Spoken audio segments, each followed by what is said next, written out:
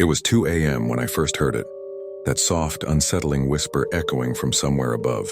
You know that moment when you're not sure if you're dreaming? Well, this wasn't a dream. I lay there in my bed trying to convince myself it was just the wind, but then it grew louder.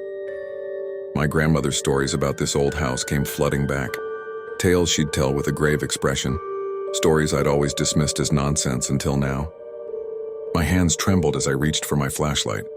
The wooden stairs protested with every step as I made my way up to the attic. Each creak felt like a warning telling me to turn back. But I couldn't, I had to know. That's when the whisper transformed into something else. A faint childlike laugh that made my blood run cold.